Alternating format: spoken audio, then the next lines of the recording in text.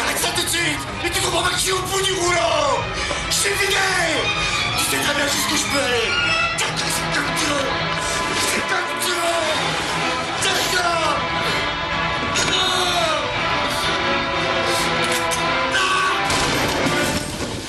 À la télévision, nos enfants ne voient pas la même chose que nous. Et cela peut avoir de graves conséquences. Difficultés à s'endormir, cauchemars, angoisse, banalisation de la violence, agressivité. Pour les protéger, vous devez faire respecter ces signaux. Pour plus d'informations, csa.fr.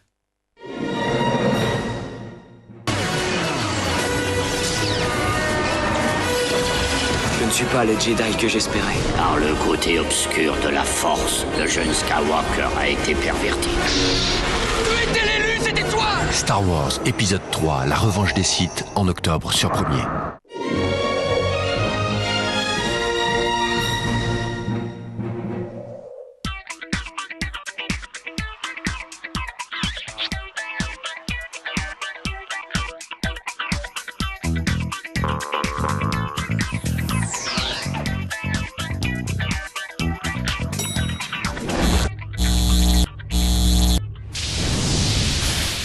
Bonjour, bonsoir. On va parler western. Oui, western, histoire de vous prouver que le genre n'est pas mort. On va parler de western qui ont tous un point commun, un certain Thell Reed, un cow-boy, un vrai, un personnage de légende et ici à Hollywood, une référence. Il sera mon invité dans un instant, juste après le sommaire de cette nouvelle édition d'Hollywood Live.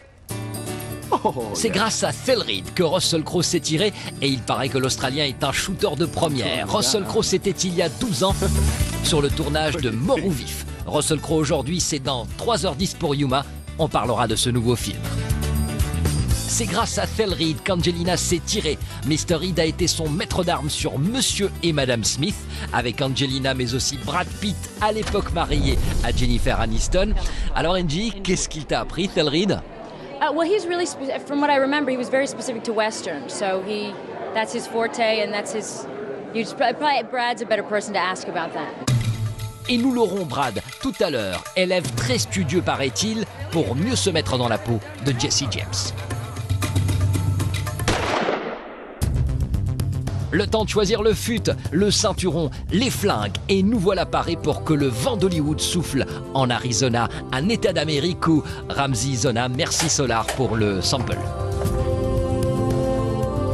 Je vous présente Thell Reed. Il est officiellement l'homme qui tire plus vite que son ombre. Thell Reed est champion du monde de quick draw, c'est-à-dire que personne au monde ne dégaine aussi vite que lui. Thell Reed, good to see you. Good to see you, Ramzi. A quick draw. Quick draw. Now, the guy comes up from behind you, give him like this. Say he has a friend, one from front, one from behind. So. Well, I won a world championship when I was 15 years old. I was sponsored by Colt Firearms, and then Gene Autry, the American Western cowboy, he hired me. I went on the road with him. I toured with him in 1959, and then I got in the movie business. Notre première rencontre avec ce cow-boy solitaire, c'était en 1994 sur le tournage de Mort ou Vif avec Sharon Stone.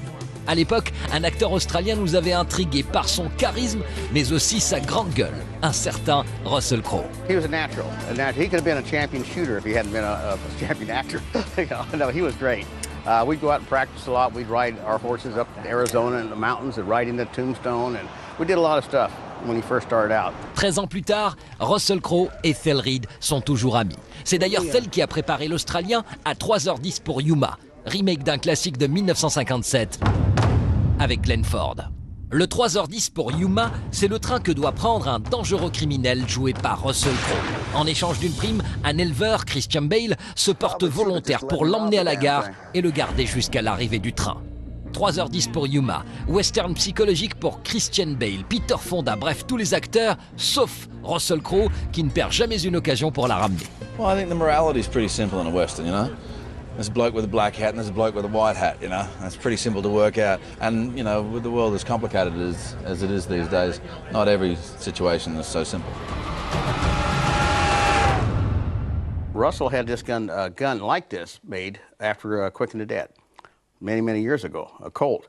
And then when we got ready for this movie, we wanted to get one with the correct markings for the era, and we had U.S. Firearms make this gun up for us, a number of them actually.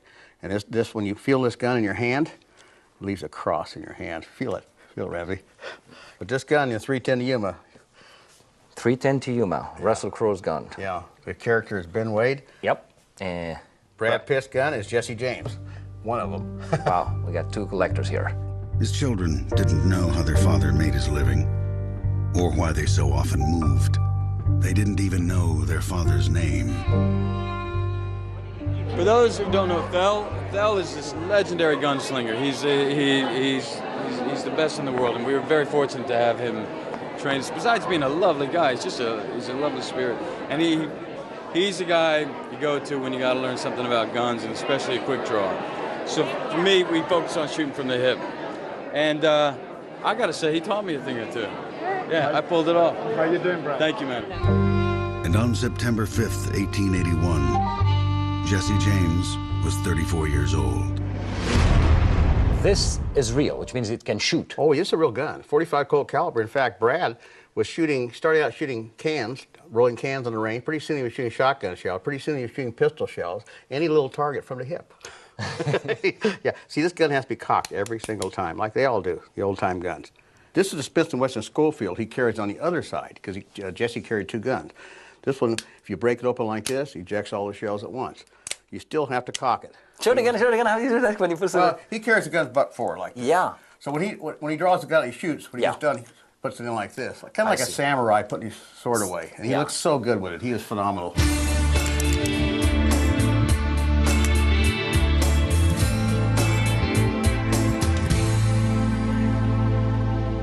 Was that to see where we test fire the weapons? You mean like yeah, well, you actually test fire. It's right there? Come on, let me show you. Nobody, usually this is not for the public to come in. Really? Because this is our work room, where we actually test fire. Okay. We got to make sure nobody's... You have to follow the door. Yeah, in case somebody's in there. Really? And then this one too. Okay, yeah, it's clear. This is where the weapons are test fire. Now, see the empty shells? This is just one day. This, Thell, could be dangerous. I see impact on the wall over there. Well, this is where we test to make sure they're safe when they go out to the set, because there is impact on the wall sometimes. So we have to know the safe distances we can fire.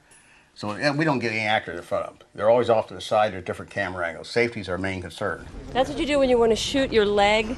You pull the gun halfway out and then leave it. That's what I do. If they fire, now, when they got their wardrobe pants and their leather boots on, the blank, and we usually use a quarter load, it won't hurt them. They can fire that. It's not going to hurt anything. But I'm more worried about the bare skin, face, eyes. That's what we have to worry about. Thell, go ahead. Okay. Let me know when you're ready. Ready? Yeah.